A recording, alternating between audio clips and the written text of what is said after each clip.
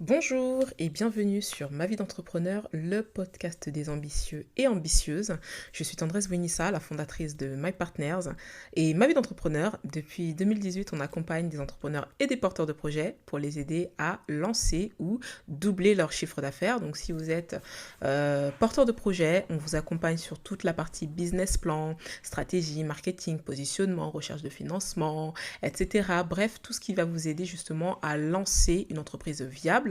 Et pour les entrepreneurs, on vous aide tout simplement à faire décoller votre activité et si elle décolle déjà, à la propulser et vous permettre d'aller beaucoup plus loin à travers des accompagnements et formations pour vous permettre de vous propulser. Alors, on a accompagné des milliers d'entrepreneurs qui réalisent des millions d'euros de chiffre d'affaires. Certains sont invités à l'Élysée et à l'ONU et on a partagé tous ces cas clients sur le compte Instagram Ma vie d'entrepreneur. Alors, aujourd'hui, je vais vous parler de quoi? Des influenceurs. Comment propulser son entreprise grâce aux influenceurs? Déjà, pour rappel, pour vous remettre dans le contexte, moi, à l'époque, quand j'étais dans les cosmétiques, donc j'avais une entreprise de cosmétiques où je vendais des produits pour la peau et les cheveux, et j'utilisais principalement, en tout cas, les influenceurs et les publicités sur les réseaux sociaux. Donc, je peux vous dire par expérience que les influenceurs, ça fonctionne extrêmement bien. Et avant de faire des formations, j'étais consultante, c'est-à-dire que j'aidais les entrepreneurs. Par exemple, je m'occupais de leurs réseaux sociaux, je les aidais dans leurs publicités, les publicités sur les réseaux sociaux, je les aidais à trouver les influenceurs, à travailler avec les influenceurs, les bons influenceurs, etc. Je les accompagnais aussi sur toute la partie plan marketing, plan de communication, etc. Bref, en gros, j'étais vraiment le bras droit des entrepreneurs, la consultante des entrepreneurs pour les aider à booster, propulser leur activité. Ensuite, après, je me suis un peu lassée et j'ai fait des formations. J'ai préféré du coup former les entrepreneurs et les porteurs de projets et les accompagner, mais pour leur permettre plus de monter en compétences et pas être dans la gestion, la production.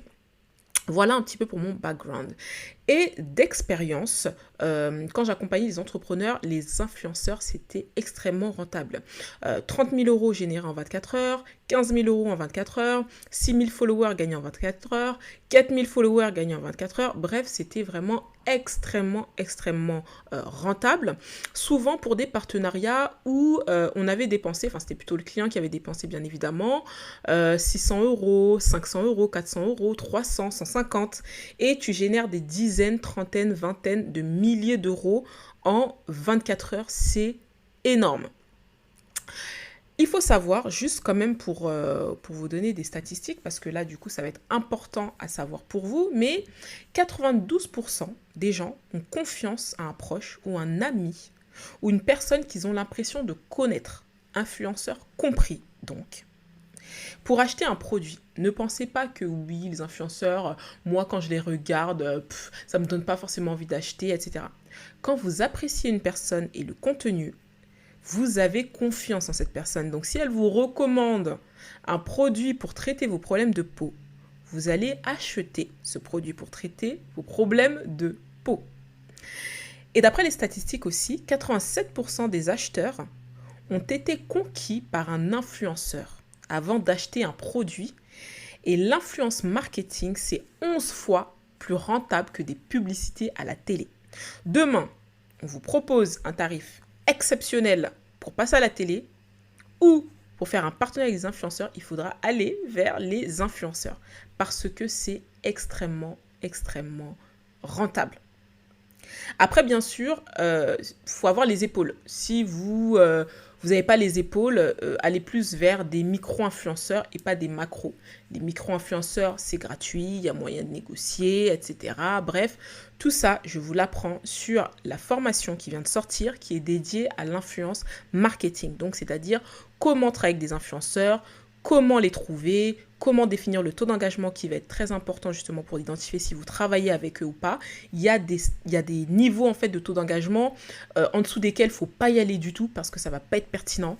Bref, il y a plein de choses au niveau de la technique, au niveau des statistiques aussi à connaître, des questions à poser à l'influenceur pour savoir si effectivement est-ce que je bosse avec cette personne ou pas. Bref, il y a pas mal de choses à savoir et ça je vous l'apprends dans le détail dans la nouvelle formation qui vient de sortir et qui va être disponible à l'achat jusqu'au 22 décembre uniquement. Donc là, c'est le moment, c'est les fêtes, c'est le moment de booster votre activité et justement de travailler avec ces acteurs. Donc voilà, c'est vraiment très important.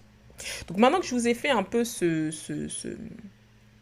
plan global, cette photographie, il faut savoir qu'il y a des agences qui existent. Vous avez Octoly, O-C-T-O-L-Y, vous avez Evency, H-I-V-E-N-C-Y, et vous avez Reach, R-E-E-C-H. Si vous n'avez pas envie de vous prendre la tête, vous passez par une agence. Sauf que le problème de l'agence, c'est que ça va vous coûter bonbon. Et que derrière, un retour sur investissement, c'est pas trop ça. L'idéal, comme tout entrepreneur, c'est d'avoir un coût de revient faible et des investissements, et des retours sur investissement extrêmement élevés. D'accord? Donc, je vous conseille de le faire vous-même. Vous avez deux objectifs quand vous travaillez avec des influenceurs. Le premier, c'est le retour sur investissement. Il faut que le partenariat soit rentable. Il n'y a pas de débat. Donc, via un code promo pour traquer si effectivement l'influenceuse en question a été très rentable. Et vous avez un deuxième objectif qui est juste le brand awareness. C'est tout simplement vous faire connaître. Parce qu'un client, c'est vrai qu'il aura beaucoup plus confiance s'il vous voit plusieurs fois. Mais on a dit quoi? On a dit que les influenceurs, quand on les apprécie, on a confiance en eux. Donc, on va aller acheter le produit. Mais c'est vrai que certains partenariats n'ont pas à vocation de faire de l'argent tout de suite. Certains partenariats ont tout simplement à vocation de gagner de la visibilité. Bon, vous qui m'écoutez, vous voulez gagner de l'argent. Ce que je comprends absolument. C'est pour ça que je vais vous donner des tips tout au long de ce podcast. Donc, je dis, il faut le faire soi-même. Alors, déjà, il y a une chose à faire, c'est que, il y a des choses à savoir. Si vous êtes dans des domaines mainstream, c'est-à-dire, je ne sais pas, la mode, les cheveux, la santé, la beauté, je ne sais pas, vraiment des domaines où ça peut intéresser un peu tout le monde, quoi. Les influenceurs, ça va être intéressant. Mais si vous êtes dans des domaines très nichés, dans ce cas-là, cherchez des influenceurs de niche, mais vérifiez qu'ils ne vendent pas quelque chose. Pourquoi? Par exemple, dans mon domaine, je suis très nichée, je fais de la formation, mais le problème, c'est que tous ceux qui touchent justement mon client, ils leur vendent quelque chose. Et souvent, ils leur vendent la même chose que moi. C'est pour ça que moi, dans mon domaine, malheureusement, pour avoir fouillé, ça n'a pas été intéressant. Donc, voilà. Donc, vous fouillez, vous regardez un petit peu, etc., etc. Si vous êtes aussi dans des grandes villes, moi, je vous conseille de bosser avec des influenceurs. Lille, Paris, Bordeaux, etc. Par contre, si vous êtes dans des petites villes, vous êtes dans des villages, des petits trucs comme ça, hyper loin de grandes villes, je vois pas l'intérêt de bosser avec des influenceurs en fait. Donc voilà, donc j'ai envie de dire un avant-propos parce qu'on ne peut pas non plus bosser avec tout le monde, c'est pas possible, il y a des domaines d'activité pour lesquels c'est pas adapté. Voilà, quand vous ciblez des particuliers, lambda, etc., ça va être adapté, mais quand vous êtes extrêmement précis, vérifiez que les personnes qui sont dans votre précision ne sont pas des personnes qui vendent déjà quelque chose. Ensuite, moi, je vous conseille de faire un listing avec au moins une centaine d'influenceurs. Le problème, c'est quoi? C'est que j'ai souvent des clients qui me disent « Oh, j'ai envoyé 3-4 mails, j'ai pas eu de retour. » En fait, aujourd'hui, on est en 2023 et les influenceurs sont sursollicités. Ils sont tellement sollicités que du coup, ils ont en gros le pouvoir. Ils ne sont pas obligés de bosser avec vous. Peut-être votre produit ne va pas les intéresser, etc. Donc, comment multiplier vos chances? C'est en envoyant à une centaine d'influenceurs pour avoir au moins une dizaine qui sont motivés. Et oui, le retour, c'est de 10%. Donc, c'est pour ça que essayez de maximiser votre listing d'influenceurs. C'est très important.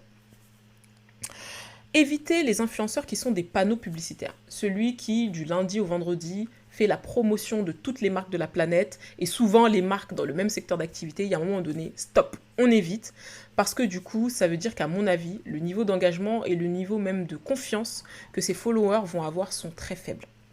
N'hésitez pas aussi à vérifier les followers. Vous pouvez cliquer sur les gens qui commentent, vous pouvez cliquer sur les gens qui like, vous pouvez aussi aller sur le profil de votre influenceur, cliquer sur le nombre de followers et défiler un petit peu et regarder le profil des followers. Est-ce que ça ressemble à votre persona? Ça, c'est important. Est-ce que cet influenceur partage mes valeurs? Est-ce que la ligne éditoriale, ce dont il parle, est en adéquation avec la mienne? N'allez pas cibler des influenceurs qui n'ont absolument rien à voir ou dont le profil est principalement des hommes, ceux qui suivent, alors que vous ciblez des femmes ou qui ont souvent des personnes, quand vous regardez le profil, vous avez plutôt l'impression qu'ils sont dans je ne sais pas quel pays, alors que vous ne ciblez pas ces pays-là. Donc voilà, il y a des choses quand même à regarder avant de les mettre dans votre listing. Voyez aussi si l'influenceur est proche de ses abonnés. Est-ce qu'il fait des sondages? Est-ce qu'il les fait participer à sa vie? Est-ce qu'il il essaie de les rencontrer? Est-ce qu'il y a un truc qu'il essaie de créer avec ses abonnés? Ça, c'est vraiment très important. Moi, j'ai déjà vu des influenceurs qui faisaient des petits événements ou des petits trucs, ou parfois ils se déplaçaient, ils essayaient de rencontrer leurs abonnés. Alors souvent, ces gens-là, ils sont extrêmement, extrêmement engageants. Essayez aussi de prioriser les influenceurs sur YouTube. Eux, ils sont vraiment très, très, très engageants. Après, Instagram, c'est aussi très engageant. Il n'y a pas de souci. Mais c'est vrai que YouTube est une plateforme très engageante. Ensuite, après, bien entendu, il y a la prise de contact que vous pouvez faire par email ou inbox, de préférence par email, et ensuite, après, la relance quelques jours après. L'idéal, c'est quand vous envoyez le mail de mettre un communiqué de presse ou un dossier de presse. Mais là aussi, j'en parle dans le détail dans la formation, parce que le problème, c'est que comme les influenceurs, ils ont besoin d'avoir confiance en vous, ils évitent les marques qui ont l'air cheap, qui ont l'air pas sérieuses, qui ont l'air qui vont gâter leur image, parce qu'ils font attention à leur image à cause des bad buzz qu'il y a eu, etc. Et ils font aussi attention à vos valeurs. Est-ce que vous mettez en avant la qualité des produits, la livraison rapide, le SAV qualitatif, etc. Tout ça, c'est des choses pour lesquels ils vont faire attention. Donc, c'est pour ça que, pour le coup, voilà, avoir une image sérieuse, ne pas faire de fautes d'orthographe, voilà, il y a un moment donné, tout ça, ça va être très important parce que c'est leur image qui est impactée. Donc, ils ne peuvent pas présenter n'importe qui. Et ensuite, bien entendu, vous faites le brief, vous préparez le brief, le contrat de partenariat, etc. Vous définissez le type de partenariat qui va être rentable, la plateforme, est-ce que ça va être plutôt les stories, est-ce que ça va être en profil. Il faut savoir que quand c'est dans le feed, ça va être plus cher qu'en story. Est-ce que ça va être sur Snapchat, Instagram, YouTube, etc., etc. Donc, tout ça, ce sera à définir en fonction de vos objectifs de chiffre d'affaires et de vente. Donc voilà, alors globalement les influenceurs c'est ça, je viens de vous exposer un peu tout ce pourquoi vous devez faire attention. Donc n'hésitez pas vraiment si vous voulez, surtout pour ces fêtes-là, parce que là on tombe vraiment dans les fêtes, doubler votre chiffre d'affaires, j'insiste, achetez notre nouvelle formation qui va vous permettre de booster votre activité grâce aux influenceurs. Les influenceurs, ça fonctionne. On peut bosser avec des micros, on peut bosser avec des macros, on peut bosser avec des moyens, etc. Mais il y a plein de choses à connaître. Et avant, où on pouvait bosser avec n'importe qui et avoir du résultat, aujourd'hui, non. Aujourd'hui, vous pouvez faire une dépense qui ne vous sera absolument pas rentable. C'est déjà arrivé où des gens m'ont dit, moi j'ai travaillé avec un tel et ça n'a pas fonctionné. Et quand on regardait un peu de plus près, je leur expliquais par A plus B pourquoi ça n'avait pas fonctionné. Et notamment, c'était lié au taux d'engagement et pas mal de critères qu'ils n'avaient pas respectés justement pour que ce soit rentable. L'influence marketing, c'est plus comme avant. Il faut avoir de la technique. Avant, on pouvait contacter n'importe qui, on allait avoir du résultat. C'était le début de l'influence marketing. Aujourd'hui, c'est un marché qui a complètement changé. Le fait que les grandes marques aussi soient venues sur ce marché-là et ensuite bouleverser les tarifs. Du coup, les tarifs aussi ont changé, les modes d'approche, etc., les partenariats. Il y a plein de choses qui ont changé. Et ben, il faut connaître les codes. Il faut être armé et ensuite, c'est en étant armé qu'on va prendre les meilleures décisions et avoir les meilleurs résultats. Donc, n'hésitez pas à prendre cette formation. Vous avez toutes les infos justement dans la description du podcast ou vous pouvez tout simplement aller sur le compte Instagram Ma Vie d'Entrepreneur et vous allez retrouver tout simplement le lien puisqu'il est dans la bio Instagram. En tous les cas, j'espère que ces petits conseils, ces petits tips vous auront été utiles. Je vous souhaite bon courage pour ces fêtes de fin d'année. Faites le maximum, donnez tout pour être fiers de vous. Et puis, je vous dis à très vite. C'était Tendresse Bonissa. Merci beaucoup.